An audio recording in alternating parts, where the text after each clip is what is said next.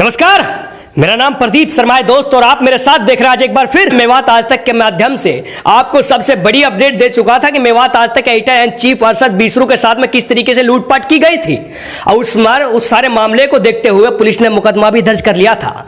लेकिन अब तक देखना यह है, आज हम आपको मेवात आज तक एडिटर इन चीफ अरशद बीसरू से ही रूबरू कराएंगे। इसीलिए आज मेवात आज तक के न्यूज रूम में मैं आपको लेकर के चलता हूं, और न्यूज रूम से ये खास अपडेट हम आपको देंगे कि किस तरीके से क्या कुछ प्रशासन ने कार्रवाई की है, जिस तरीके से अरशद बीसरू के साथ में लूटपाट की गई, हमला किया गया, क्या कुछ कार्रवाई पुलिस प्रशासन ने की है, क्या कुछ कार्रवाई अमल में लाई गई है। इन सवालों के लिए दोस्तों पूछता हूं मैं, और पूछता है मेरे साथ सारा मेवात। आइए हमारे साथ। तो दरखास्त की खास पेशकश में मेवात आज तक के न्यूज रूम में हमारा कैमरा प्रवेश कर चुका है। हमारे सहयोग दिखाएंगे दरअसल आपको। हमारे साथ एडिटर इन चीफ अरशद बीसरू हमारे साथ जुड़ चुके हैं दोस्तों। सबसे पहले अरशद जी बहुत बहुत स्वागत करते हैं मेवात आज तक न्यूज चैनल पर आपका। अच्छा, धन्यवाद प्रदीप जी। हाँ जी, आप हमारे निवास स्थान पर चलकर आए हैं। जी अरशद जी, हम निवास स्थान पर चल कर आए हैं।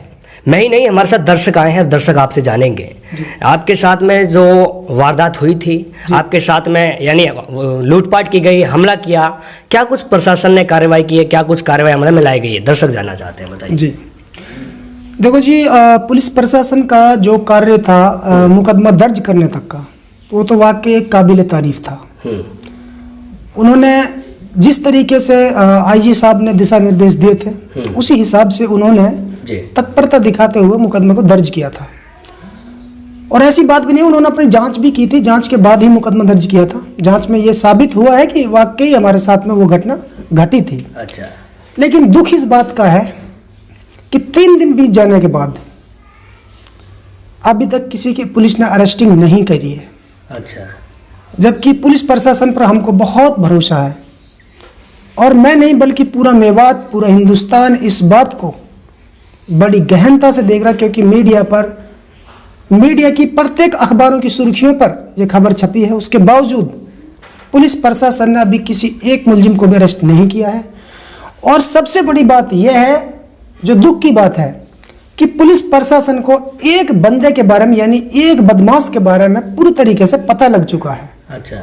एसएचओ नगीना साहब को यह पता लग चुका है कि एक बंदा पिथौरपुरी का है, और जिसका मोबाइल नंबर हमने पुलिस प्रशासन को दिया था, जिसकी ऑडियो रिकॉर्डिंग हमने पुलिस प्रशासन को दी थी, उसी के बेस पर पुलिस ने यह पता लगा लिया था कि वो बंदा किस गांव का है और कौन है। लगातार उन बदमाशों के हौसले बुलंद हैं और मेरे पे फैसले का दबाव बना रहे हैं।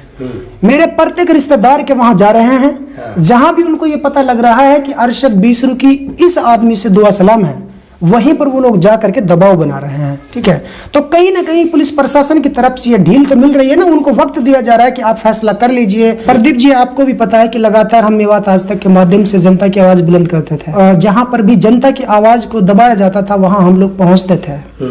लेकिन 4 दिन से जितना परेशान मैं हूं, उससे कई गुना ज्यादा परेशान जनता भी हो रही है। वो लोग जो मजलूम लोग हैं, लगातार वो फोन कर रहे हैं, लेकिन मैं उनकी कवरेज नहीं कर पा रहा हूं, क्योंकि मुझे डर है कि कहीं वो लोग मुझे उठा ना लें, और फिर आपको पता है यहाँ का किस तरीके का माहौल है।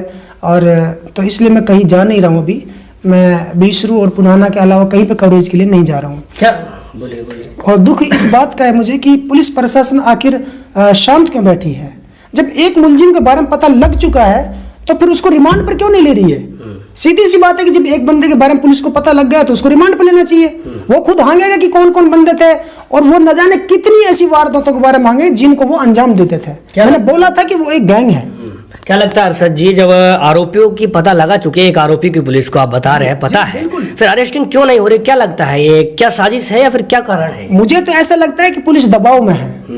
पुलिस पर या तो राजनीतिक दबाव है या फिर कुछ और मसला हो सकता है, लेकिन कुल मिलाकर पुलिस प्रशासन इसमें ढील बरत रही है। इस तरीके से है कि मुझे ऐसा लग रहा है कि पुलिस प्रशासन इस वक्त थोड़ा दबाव में नजर आ रहा है। आखिर नगीना पुलिस दबाव में किसके है? कोई राजनीतिक दबाव है या फिर कोई और कारण है? लेकिन मुझे उम्मीद है कि मेवात के जो एसपी साहब हैं, मैं उनसे मिला तो नहीं हूं, लेकिन मैंने सुना है वो बड़े ईमानदार हैं, और जहां जहां भी उनकी ड्यूटी हुई है, उस जिले के अंदर उन्होंने बहुत मजलूम लोगों को न्याय दिलाया है। और इसी तरीके से जो आईजी साहब हैं, वो भी एक यंग ब्लड हैं और बेहतरीन एक अफसर हैं। वो जिस तरीके से उन्होंने कमेटी बनाई थी क्राइम को रोकने के लिए, मुझे पूरी उम्मीद है कि मेरी ना कोई धारा कटवा सकता है, ना ही कोई मेरे मुकदमे को कैंसिल करवा सकता है। मुझे पुलिस प्रशासन ही न्याय देगा। जिस तरीके से ये बदमाश है, पुलिस को सब पता है, पुलिस के नाक के नीचे है, ये जानकारी ले चुकी है पुलिस। बड़कली चौक के आसपास के हैं सारे लोग। तो क्या है कि क्योंकि मैं पहले मुझे कुछ नहीं पता था इनके बारे में। जब इन्होंने हमला किया था उस वक्त इन्होंने मास्क लगा रखा था। अच्छा। और फिर मेरी कोई रंजिश भी नहीं थी, इन लोगों से कोई लेना देना नहीं है। लेकिन जब इनने हमारे पास कॉल की थी तो उससे तो साफ हो गया। जब पुलिस प्रशासन को नंबर दे दिया, ऑडियो रिकॉर्डिंग दे दी, और फिर वहां के जो स्थानीय लोग हैं वो बता रहे हैं कि अरशद भाई, मुझे कॉल करके लोग बता रहे हैं, मेरे सूत्र बता रहे हैं कि वो तो वहाँ उस गांव का लड़का है। और जब एक लड़के के बारे में पता लग गया तो सीधी सी बात, वो सबका नाम लेगा। अरशद जी, अगर इस तरह के बदमाशों पर कार्यवाही नहीं होगी तो सवाल ये फिर आगे से कैसे क्राइम रुक सकता है, कैसे इस तरीके से वारदात खत्म हो सके, थम सके? ये जो सवाल, ये निशाने ये पुलिस पर उठते हैं। जब वो मुकदमा दर्ज हो चुका है, इस बात की पूरी जांच कर ली गई है कि भाई ये घटना वाकई सच्ची है, हमने एविडेंस दिए हैं, बिल्कुल हमारे पास एविडेंस है इसके, हम प्रूफ किया है, हमने प्रूफ किया है कि भाई हमारे संग ये जो घटना है ये सच्ची घटना हुई है। और वो तो शुक्र है खुदा का कि उन्होंने हमें बचा दिया इन लोगों से, अन्यथा ये मेरी जान भी ले सकते थे उस टाइम। ठीक है, उसके 3 दिन गुजरने के बाद एफआईआर तो हो चुकी है, लेकिन पुलिस क्या कर रही है? हाथ पे हाथ धर के बैठी है क्या? मेरा सवाल पुलिस से है, मेरा सवाल ये नगीना पुलिस से है कि वो हाथ पे हाथ धरी क्यों बैठी है? जिस तरीके से एसपी और आईजी का आदेश मिला है और मेरे साथ में घटना घटी है, मैं चैलेंज के साथ कह रहा हूं, मेरे साथ में ये वारदात हुई है, मेरे साथ में लूट हुई है और मेरे पास इसके एविडेंस हैं।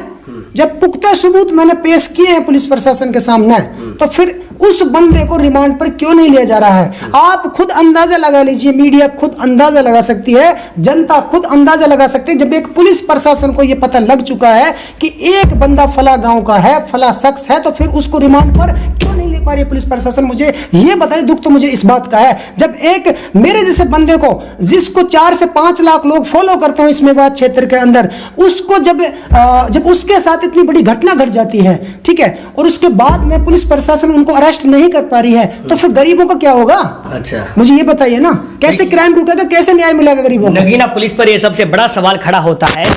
पुलिस प्रशासन को पता है, पुलिस को पता है कि ये बदमाश है, यहां से है, तो क्यों इस तरीके से अरेस्टिंग नहीं हो रही है? सरासर ये देखना है पुलिस प्रशासन की यहां पर अनदेखी की जा रही है, ढील बरता जा रहा है। जिस तरीके से यहां पर ढील बगानी कोताही देखने को नजर आ रही है, ढील प्रशासन की देखने को मिल रही है। क्या लगता है आने वाले समय में ऐसे बदमाशों के हौसले बुलंद नहीं होंगे अगर इस तरह के बदमाशों पर कार्रवाई नहीं करता है प्रशासन? बिल्कुल, पुलिस प्रशासन में बिल्कुल पुलिस प्रशासन अगर इसी तरीके से ढील बरतेगा, बिल्कुल पुलिस प्रशासन यदि इस प्रकार से ढील बरतेगा, ऐसे बदमाशों के खिलाफ सख्ती से कार्रवाई नहीं करेगा, तो मुझे लगता है कि आने वाला फ्यूचर इस मेवात क्षेत्र का और इस हरियाणा का बहुत ही बेकार होगा और क्राइम चरम पर होगा। पुलिस अगर चाहे तो कहते हैं ना, एक बिल में से दरिंदे को, बदमाश को खींच कर ला सकते हैं। पुलिस के अंदर वो पावर है, वो चतुराई होती है पुलिस प्रशासन के अंदर। लेकिन हमने तो पुलिस को बता दिया कि तुम्हारी नाक के नीचे एक मुलजिम बैठा है, भाई उसको तो गिरफ्तार कर लो पहले, वो तमाम बातों को हांग लेगा, वो तमाम बातें हांगेगा कि इनकी कितनी बड़ी गैंग है और कौन कौन से कामों को ये अंजाम देते हैं। हम तो खुले शब्दों में बता रहे हैं, क्योंकि मेरे पे हमला करना कोई छोटी बात थोड़ी यार। जिस इंसान को मैं अपनी तारीफ नहीं कर रहा, लेकिन जिस इंसान को 8 से 10 लाख लोग डेली सर्च करके देखते हो और उस पर इस तरीके से दिन दहाड़े हमला कर दिया जाता है, उसे लूट लिया जाता है, और हमने कोई गलत काम भी नहीं किया, कोई लेना देना नहीं, कोई उनसे रंजिश नहीं, मैं आज तक भी उन लोगों को पहचानता नहीं हूँ। वो तो उन्होंने हमारे पास फोन नहीं करते तो हम पहचान ही नहीं पाते, उन्होंने फोन कर दिया जिस वजह से हमें पता लग गया कि हमारे पे जो हमला हुआ ये लोग है, ठीक है। उसके बाद में पुलिस प्रशासन अभी ढीला है, तो इससे तो हमें गहरा दुख है इस बात का। मैं तो अपने मीडिया के साथियों से कहना चाहता हूं कि इस मामले को पुरजोर तरीके से आप लोग उठाइए। ये मामला मेरा अकेले का नहीं है, हमारी पूरी पत्रकारिता पर यह हमला है, और ऐसा नहीं है पूरे समाज पर यह हमला है, क्योंकि आज हम पे हमला हुआ है, कल किसी गरीब पर हमला होगा। दर्शकों के लिए मैसेज देना चाहता हूं कि आप लोग मेरे साथ खड़े होइए, क्योंकि मैंने आप लोगों की हमेशा आवाज को बुलंद किया है, हर प्रकार से, गजलों के माध्यम से, कव्वालियों के माध्यम से, न्यूज के माध्यम से, हर प्रकार से मैंने, हिंदू हो या मुसलमान हो, मैंने जो भी मेवात क्षेत्र के आसपास और इर्द गिर्द में रहते हैं तमाम लोगों की मैंने आवाज को बुलंद किया है। आज जब वक्त ऐसा आया है कि जब हम जैसे लोगों को दिन दहाड़े लूटा जा रहा है, तो आप लोगों को हमारे साथ खड़ा होना चाहिए।